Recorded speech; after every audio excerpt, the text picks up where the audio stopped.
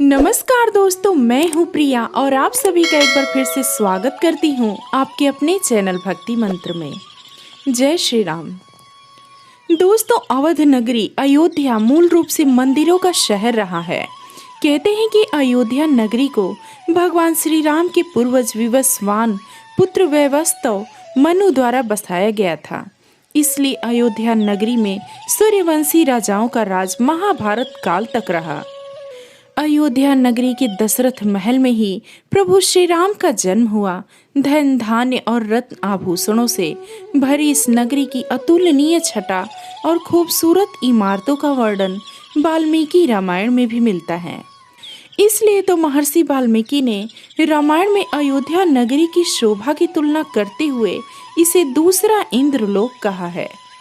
लेकिन भगवान श्री राम के जल समाधि लेने के बाद अयोध्या कुछ समय के लिए उजाड़ हो गई और कहते हैं कि राम जी के पुत्र कुश ने फिर से अयोध्या का पुनर्निर्माण कराया और इसके बाद सूर्यवंश की अगली 44 पीढ़ियों तक इसका अस्तित्व चरम पर रहा।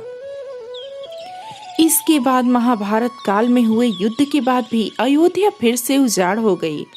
पौराणिक कथाओं के अनुसार प्राचीन काल में भगवान श्री राम के जल समाधि लेने के बाद और महाभारत युद्ध के बाद अयोध्या के उजाड़ होने और फिर से बसने का वर्णन मिलता है।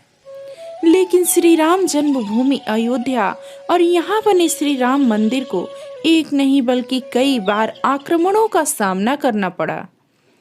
अयोध्या को नष्ट करने के लिए मुगलों द्वारा कई अभियान चलाए गए।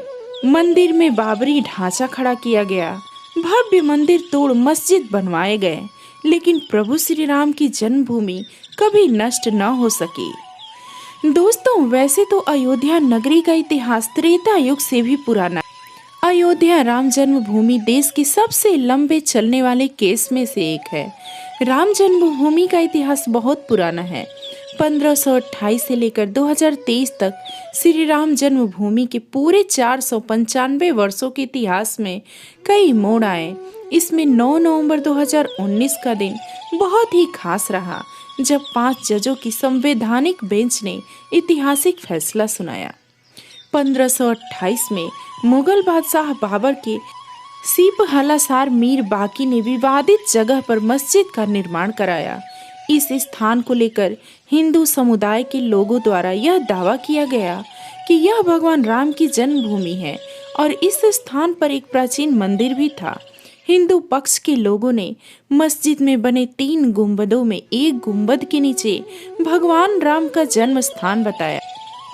1853 से लेकर 1949 तक श्री राम जन्मभूमि पर जहां मस्जिद का निर्माण किया गया, वहां के आसपास के कई स्थानों पर पहली बार 1853 में दंगे हुए। इसके बाद 1859 में अंग्रेजी प्रशासन ने विवादित स्थान के पास बाड़ लगा दी और मुसलमानों को ढांचे के अंदर, वहीं हिंदुओं को बाहर चबूतरे के पास पूजा करने की इजाजत दी। 1949 में अयोध्या श्री राम जन्मभूमि का असली विवाद 23 सितंबर 1949 को तब हुआ जब मस्जिद में भगवान राम की मूर्तियां मिली। इसे लेकर हिंदू समुदाय के लोग कहने लगे, यहाँ साक्षात भगवान राम प्रकट हुए हैं। वहीं मुस्लिम समुदाय के लोगों ने आरोप लगाया कि किसी ने चुपके से यहाँ मूर्तियां रखी हैं। ऐसे में यूपी सरकार ने तुरंत मूर्तियों को वहां से हटाने का आदेश दिया, लेकिन जिला मजिस्ट्रेट के नायर ने धार्मिक भावना को ठेस पहुंचने और दंगों को भड़कने के डर से इस आदेश में असमर्थता जताई। इस तरह से सरकार द्वारा इसे विवादित ढांचा मानकर ताला लगा दिया गया। 1950 में फैजाबाद के सिविल कोर्ट में 2 अर्जी दाखिल हुई। इसमें एक तो विवादित भूमि पर रामलला की पूजा की इजाजत और दूसरी मूर्ति रखे जाने की इजाजत थी। 1961 में यूपी सुन्नी वक्फ बोर्ड ने एक अर्जी दाखिल की और विवादित भूमि पर पोजीशन और मूर्तियों को हटाने की मांग की। 1 फरवरी 1986 में यूसी पांडे की याचिका पर फैजाबाद के जिला जज के पांडे ने हिंदुओं को पूजा करने की इजाजत दे दी और ढांचे पर लगे ताले को हटाने का आदेश भी दिया।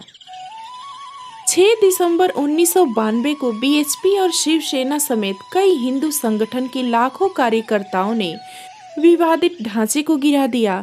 इससे देश भर में सांप्रदायिक दंगे हुए और हजारों की तादाद में लोग मारे गए। 2002 में गोधरा ट्रेन जो कि हिंदू कार्यकर्ताओं को लेकर जा रही थी, उसमें आग लगा दी गई और करीब 58 लोग मारे गए। इसे लेकर गुजरात में भी दंगे की आग भड़क गई और 2000 से अधिक लोग इस दंगे में मारे गए।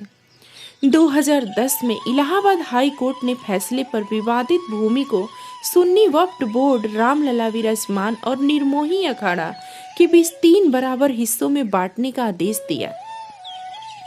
2011 में अयोध्या विवाद पर इलाहाबाद हाई कोर्ट के फैसले पर सुप्रीम कोर्ट ने रोक लगा दी। 2017 में सुप्रीम कोर्ट ने आउट ऑफ कोर्ट सेटलमेंट का आह्वान किया और भाजपा के कई नेताओं पर आपराधिक साजिश आरोप बहाल किए गए।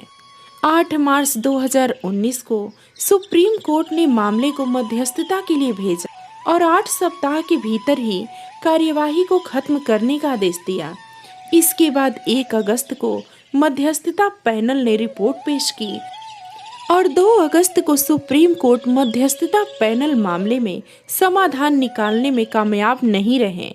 इस बीच सुप्रीम कोर्ट में अयोध्या मामले को लेकर प्रतिदिन सुनवाई होने लगी और 16 अगस्त 2019 को सुनवाई पूरी होने के बाद फैसला सुरक्षित किया गया।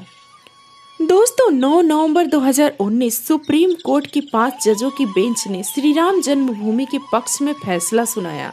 वहीं 2.77 एकड़ विवादित भूमि हिंदू पक्ष को मिली और मस्जिद के लिए अलग से 5 एकड़ जमीन मुस्लिम पक्ष को मुहैया कराई गई। 25 मार्च 2020 को पूरे 28 साल बाद रामलला टेंट से निकलकर फाइबर मंदिर में शिफ्ट हुए और इसके बाद 5 अगस्त को भूमि पूजन किया गया। दोस्तों, अब एक बार फिर से श्री राम की जन्मभूमि अयोध्या में रामलला का भव्य मंदिर बनकर तैयार हो चुका है और 22 जनवरी 2024 को रामलला की भव्य मंदिर का उद्घाटन होगा और इस प्रकार से सालों साल चल रहे इस विवाद का अंत होगा और रामलला की पूजा आराधना होगी। दोस्तों, करीब 500 साल की लंबे इंतजार और कड़ी लड़ाई के बाद आखिरकार 22 जनवरी 2024 को श्री राम जन्मभूमि अयोध्या में भव्य राम मंदिर का अभिषेक समारोह आयोजित किया जाएगा और यह सनातन प्रेमियों के लिए भक्ति, खुशी और उत्साह का पल होगा। यह अवसर एक त्योहार के समान है।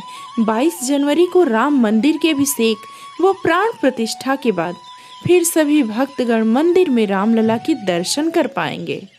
तो दोस्तों, मैं उम्मीद करूंगी आपको ये जानकारी जरूर पसंद आई होगी। आप अपने विचार कमेंट में जरूर बताएं। अगर आप मेरे चैनल पे नए हैं तो मेरे चैनल को सब्सक्राइब करें।